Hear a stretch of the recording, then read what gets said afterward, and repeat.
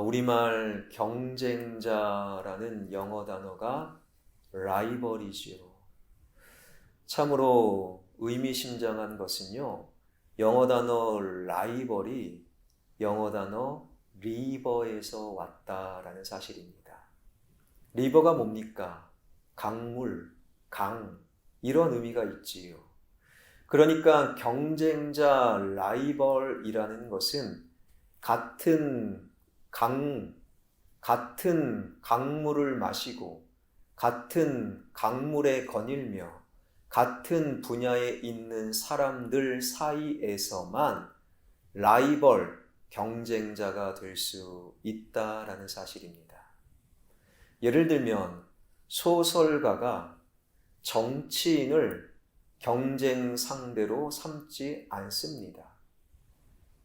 또한 작가 혹은 학자가 사업가를, 기업인을 라이벌로 삼지 않지요.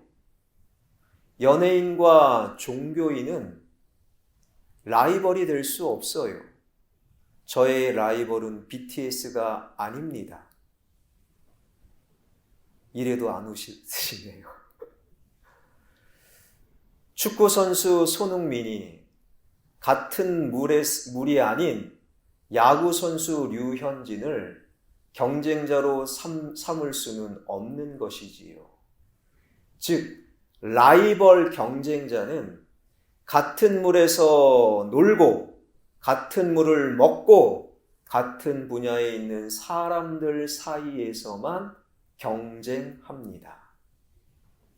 그러한 측면에서 오늘 본문에서 만나게 되는 세례 요한과 예수님은 충분히 라이벌일 수 있었다라는 거예요. 먼저 세례를 베푼다라는 측면에서 세례 요한과 예수님은 같은 물, 세례라는 같은 분야에 머물러 있었지요. 그리고 예수님이긴 하지만 세례 요한은 여러 면에서 예수님보다 훨씬 앞서 있었어요. 무엇이 앞서 있었습니까? 먼저는 집안이 좋았어요. 예수님은 목수의 아들, 목수라는 것은 당시에 세상적으로 그렇게 대단한 가문은 아니었죠. 반면에 세례 요한의 아버지 사가랴는 제사장은요, 당시 최고의 가문, 모든 사람들에게 존경과 부러움을 한 몸에 사는 사람, 세례 요한의 가문이 훨씬 좋았다라는 거예요. 두 번째는 세례 요한이 예수님보다 6개월 형님 아니었습니까? 누가복음 1장 36절에 보게 되면 예수님의 어머니 마리아는 세례 요한의 어머니 엘리사벳과 친척 관계였어요. 그러니까 세례 요한은 예수님의 외가 쪽 형님이었습니다. 세 번째는 세례 요한이 예수님보다 훨씬 오랫동안 제대로 경건 훈련을 광야에서 받았습니다. 예수님은 공생애를 시작할 무렵 한 40일 정도 광야에서 훈련받은 것이 전부이죠. 물론 그리스도이신 예수님께서 무슨 경건 훈련이 필요했겠습니까? 그러나 인간적으로 보게 되면 세례 요한은 아예 광야에 들어가서 살았잖아요.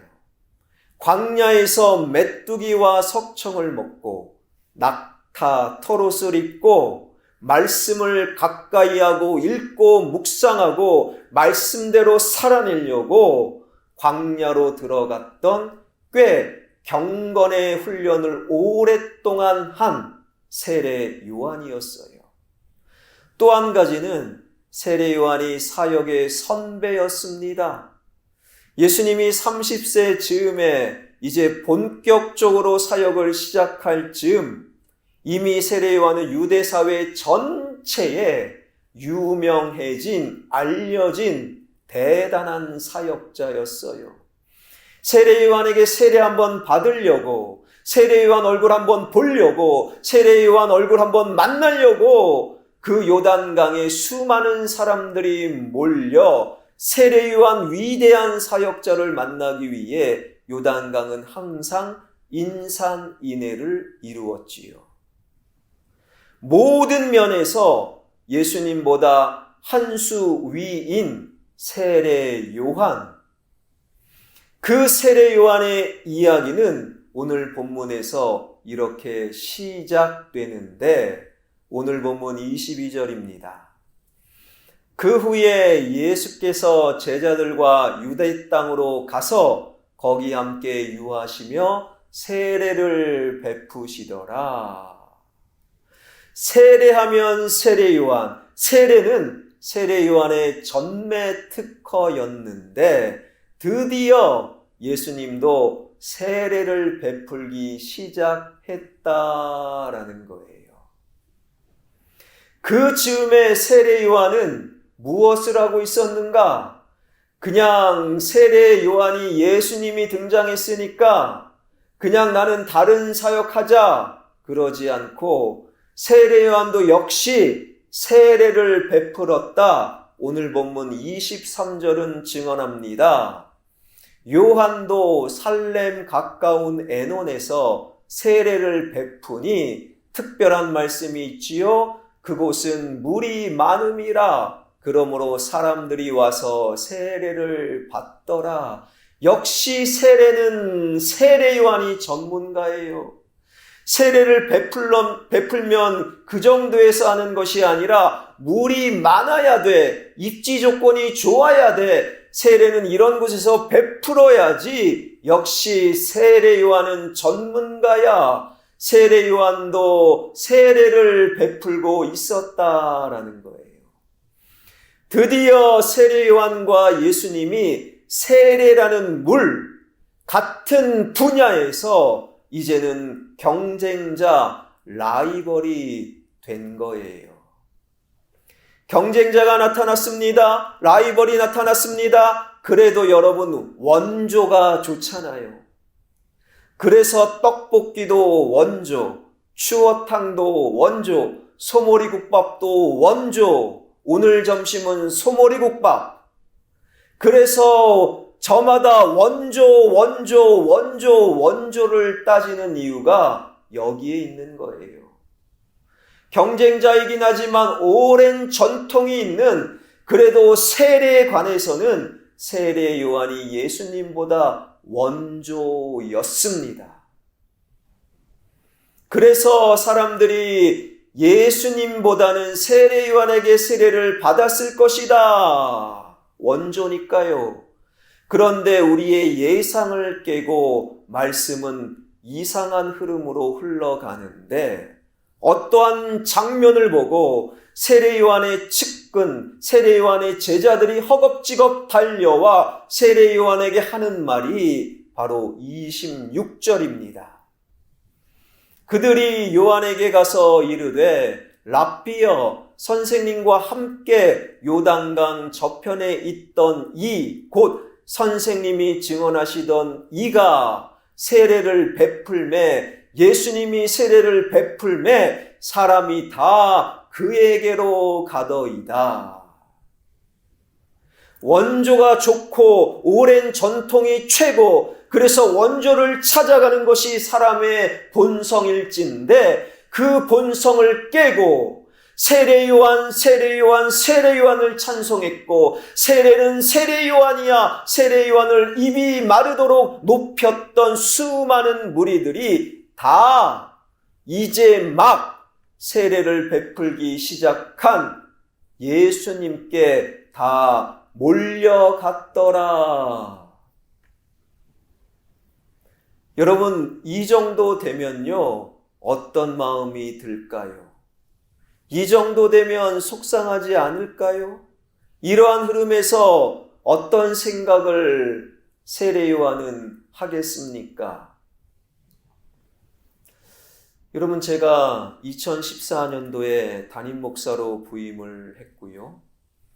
2015년 11월 1일 여러분께서 허락해 주셔서 하나님의 은혜로 우리 교회 위임 목사가 됐죠. 담임 목사 때와는 달리 위임 목사가 되니 마음이 좀 달라지더라고요. 아무것도 아닌 것처럼 보이지만 위임식이라는 게 아주 무겁게 다가오더라고요. 그때 여러 가지 저의 생각과 결단과 무거움 속에 한 가지 부담감이 생긴 것은 우리 교회 역사 가운데 우리 교회를 좀 못살게 굴었던 저 옆에 망무슨 교회보다 우리 화평교회를 더 훌륭한 교회, 좋은 교회로 만들어야겠다.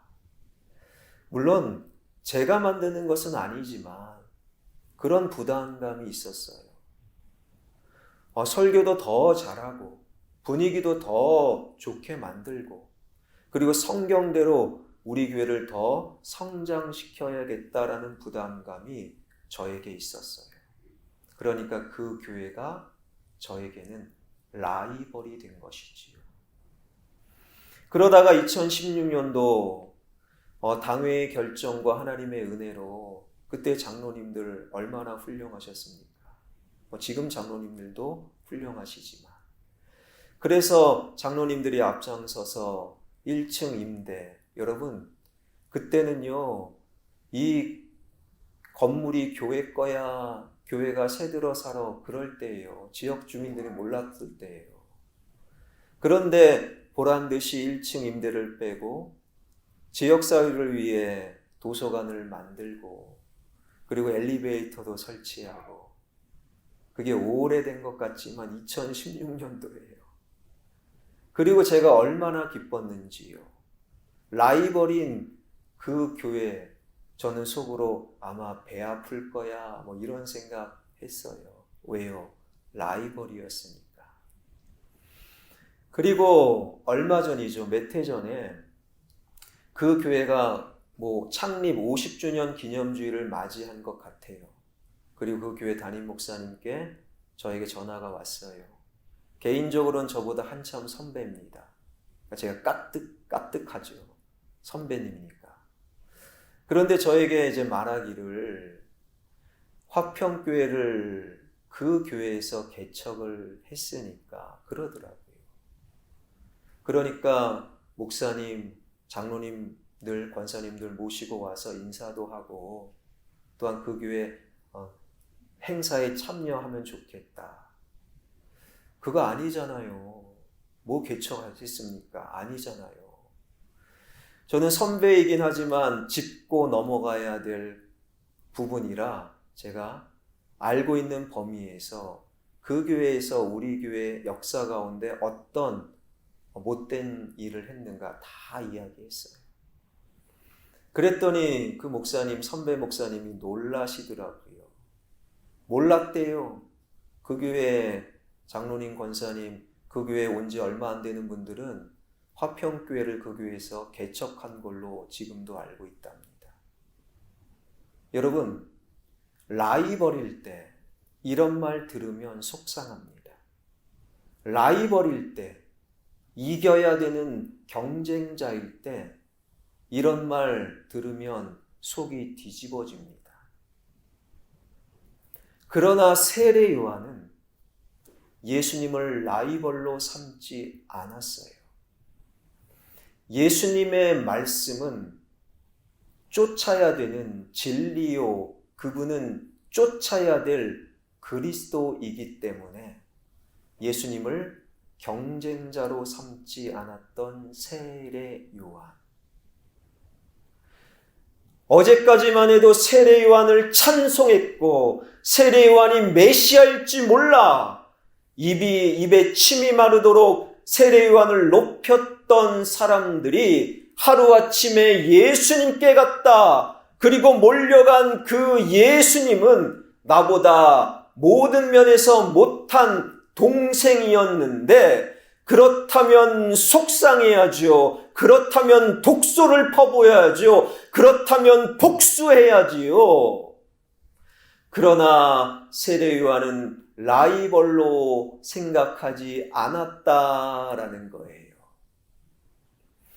여러분, 예수님은 경쟁자, 라이벌일 수 없고 그러기에 예수님은 우리가 쫓아야 될 진리이고 그리스도임을 놓치지 않을 때 주님께서 허락하신 내 주변의 이웃, 내 주변의 사람들, 내 주변의 교회 역시 우리가 이겨야 될 라이벌이 아니라 함께 천국을 향해 나아가는 한 가족임을 비로소 깨닫게 되는 것이지요.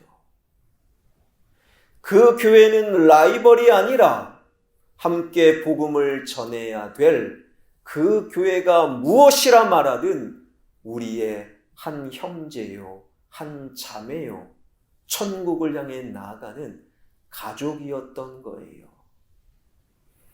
바로 세례 요한은 그 이야기, 그 길은 쉽지 않지만 그 십자가의 길을 걸어가라고 허겁지겁 달려온 측근과 제자들에게 이런 말하고 있는 것이지요. 27절, 28절입니다. 요한이 대답하여 이르되 만일 하늘에서 주신 바 아니면 사람이 아무것도 받을 수 없느니라. 내가 말한 바 나는 그리스도가 아니요 그의 앞에 보내심을 받은 자라고 한 것을 증언할 자는 너희니라. 허겁지겁 달려와 큰일 났습니다. 큰일 났습니다. 무리들이 우리를 배신하고 그 예수님께 이제 세례를 막 베풀기 시작하는 비전문가 예수님께 다 몰려갔습니다. 이를 어쩌하면 좋겠습니까? 그런 측근과 제자들을 향하여 세례 요한이 대답하기를 다 하나님의 뜻이라는 거예요. 다 하나님의 은혜라는 것입니다.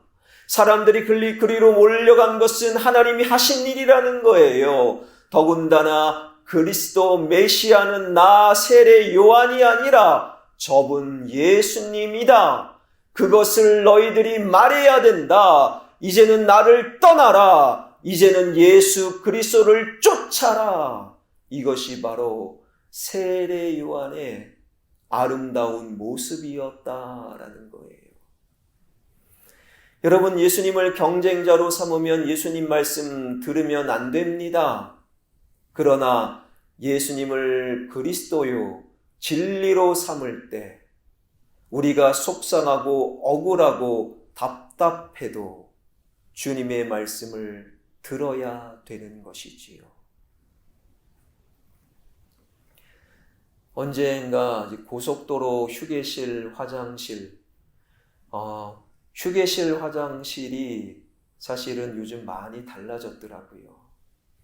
그런데 화장실에서 볼일을 보다가 놀랍게도 이런 글을 발견했습니다. 그 글이 이래요. 가야 할 때가 언제인가를 분명히 알고 가는 이의 뒷모습은 얼마나 아름다운가. 보통 휴게실 화장실은 여자 화장실은 잘 모르겠어요. 안 가봤으니까. 남자 화장실의 글이라는 것은요, 남자가 흘려야 될 것은 눈물만이 아닙니다. 이 정도입니다. 그런데 놀랍게도 가야 할 때가 언제인가를 분명히 알고 가는 이의 뒷모습은 가장 아름답다. 이 글이 너무 좀 와닿았어요. 그래서 이 글이 어디서 나왔는가 나중에 살펴보니까 이병기라는 시인이 쓴 낙화라는 시였어요. 낙화가 뭡니까? 꽃이 떨어지는 거 아니에요. 떨어진 꽃을 말합니다. 그 낙화라는 시는 이렇게 계속됩니다. 봄 한철 격정을 인내한 나의 사랑은 지고 분분한 낙화 결별이 이룩하는 축복에 쌓여 지금은 가야 할 때 무성한 녹음과 그리고 머지않아 열매 맺는 가을을 향하여. 그러니까 지금은 가야 할 때라는 거예요. 지금은 내 흔적을 지워야 할 때라는 겁니다. 왜요? 열매를 맺을 가을을 향하여. 가야 할 때를 알고 가는 그 낙화는 가장 아름답다. 노래하는 시인의 노래였다라는 것이지요. 여러분, 꽃이 핍니다. 얼마나 아름다워요. 얼마나 보기 좋습니까? 그러나 보기 좋다고 이 꽃이 영원하라고 이 꽃을 계속 잡아두면, 꽃도 나는 아름다워 영원할 거야, 그리고 떨어지지 아니하면 무슨 문제가 생깁니까? 열매를 맺지 못한다라는 거예요. 열매를 맺을 때를 알고 떨어질 때 떨어지는 그 꽃은 피어 있을 때보다 더 눈부시게 아름답다. 이것이 바로 이병화 시인의 통찰이고, 이 통찰과 아름다움은 이미 세례 요한의 삶에 고스란히 녹아져 있었던 거예요. 나는 예수님이 아니야. 나는 진리가 아니야. 나는 너희들이 쫓고 증거해야 될 그러한 사람이 아니야. 예수님이야. 너희들은 나를 떠나 예수님을 쫓고 그분을 증거하라. 여러분, 평생 스승 세례 요한을 쫓았고 이분이 바로 그분이야 작정하고 쫓았던 그 제자들 입장에서는요, 굉장히 당황스러운 거예요.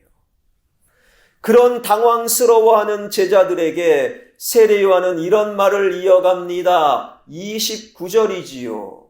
신부를 취하는 자는 신랑이나 서서 신랑의 음성을 듣는 친구가 크게 기뻐하나니 나는 이러한 기쁨으로 충만하였노라. 무슨 말입니까? 신랑과 한 몸인 신부가 당연히 신랑 가는 곳에 함께 가는 것이 당연하고, 신랑의 친구는 그 모습을 보고 기뻐하는 것이 당연하다. 여러분, 만약에 신랑을 쫓아가는 신부를 보고 슬퍼하면 그 친구 수상한 거 아니에요?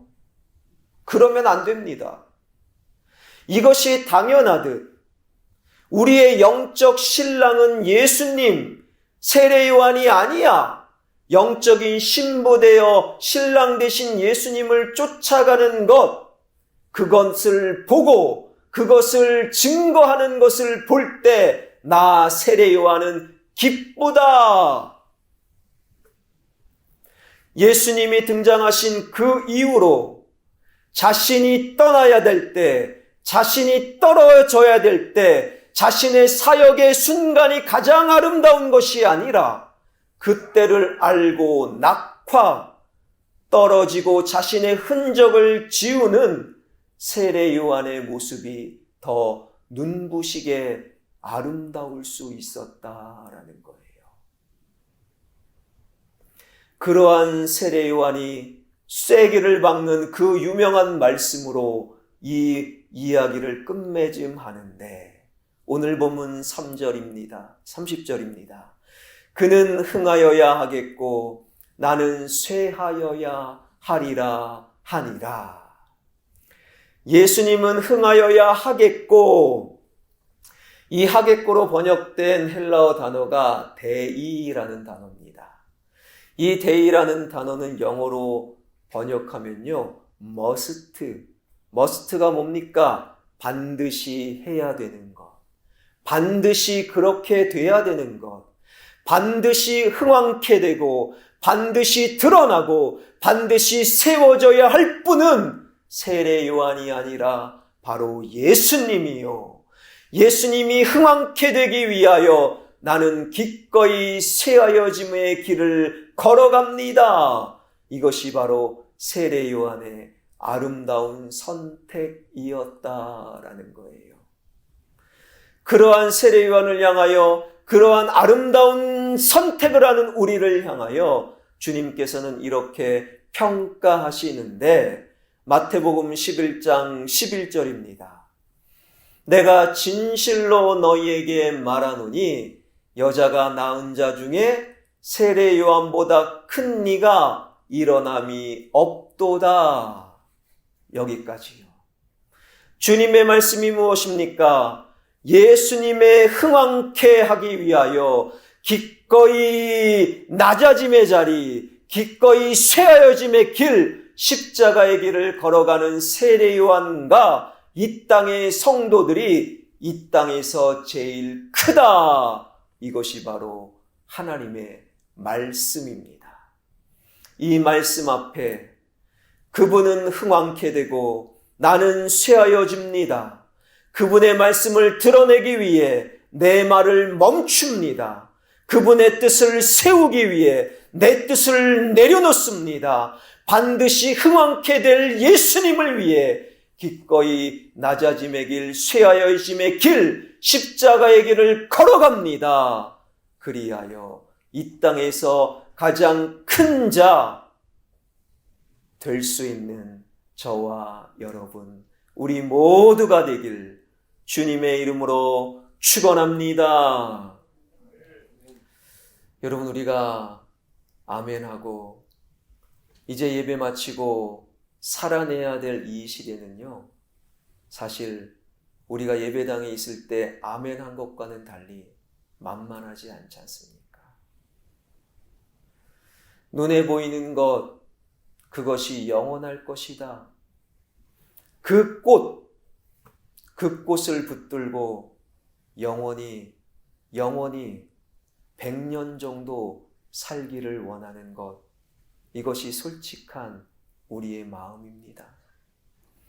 그리고 우리가 살아내야 될 이 시대는 그것을 또 부추기죠. 예수님은 경쟁자야. 그러니 눈앞에 있는 너의 꽃을 영원히 네 것으로 삼기 위해 옆에 있는 사람, 무슨 가족이야? 한 교회 다녀도 가족이 아니야. 왼수야. 그 사람들 무너뜨리고 비난하고 빼앗고 죽여. 너의 꽃을 지키기 위해. 이것이 우리를 부추기는 이 세상의 소음 아니겠습니까? 여러분, 그러나 기억하십시오. 주님의 말씀을 드러내기 위해 세례 요한은 그 말을 이제 멈췄습니다. 주님의 뜻을 세우기 위해 세례 요한의 뜻을 내려놓았습니다. 주님의 흥왕을 위해 세례 요한은 기꺼이 자신들을 쫓았던 무리뿐만이 아니라 자신들을 선생으로 새겼던 그들을 예수님께 돌려보냅니다. 그 세례 요한은 2000년 전 이 땅에 떠남으로 소멸되지 않았어요. 2000년이 지난 지금에도 우리는 세례 요한을 기억하고 진리와 함께 쇠하여진 세례 요한, 그 세례 요한은 예수님과 함께 지금도 살아서 우리에게 하나님의 말씀을 전하고 있잖아요. 그러나 반면에 예수님은 경쟁자야. 예수님 계시면 우리의 기득권을, 우리의 건강을, 우리의 재산을 마이너스로 해야 돼. 예수님은 경쟁자야. 경쟁자로 몰아 십자가의 죽임으로 눈앞에 있는 그 꽃을 영원히 지켜내려고 했던 제사장들, 당시 지도자들, 당시 무리들은 그들이 이 땅에서 떠남으로 그들의 이름과 그들의 삶과 그들의 인생은 완전히 소멸되었습니다. 이 결과를 우리는 꼭 기억해야 할 것입니다. 사랑하는 성도 여러분, 신앙은요, 고작 한 100년, 그런 유머를 하죠. 재수 없으면 목사님 120년까지 삽니다. 그래요, 120년. 고작 120년 살아내야 될 이 땅을 전부로 삼는 것이 신앙이 아닙니다. 이 땅에서 고작 누리는 눈앞에 보이는 꽃, 이것이 우리의 인생 목적이 되면 안 되지요. 신앙은 천년, 만년 아니요. 시간을 헤아릴 수 없는 영원한 것이요. 시간을 헤아릴 수 없는 영혼을 살아가는 것이 바로 신앙이라는 거예요. 이 신앙생활을 하고 있는 여러분, 눈에 보이는 꽃, 그것을 지켜내기 위해 예수님을 저버리지 마시길 바랍니다. 오히려 그분의 흥왕함을 위해 눈에 보이는 꽃을 때로는 내려놓고 기꺼이 십자가의 길, 나의 쇠하여짐의 길을 걸어가는, 그래서 결국에 주님의 잘됨이 우리 모두의 잘됨이 하게 하여 주시고, 주님의 흥왕이 우리 삶의 흥왕이 되게 하여 주시고, 주님의 영원함이 우리 삶의 영원함이 될 수 있기를 주님의 이름으로 축원합니다.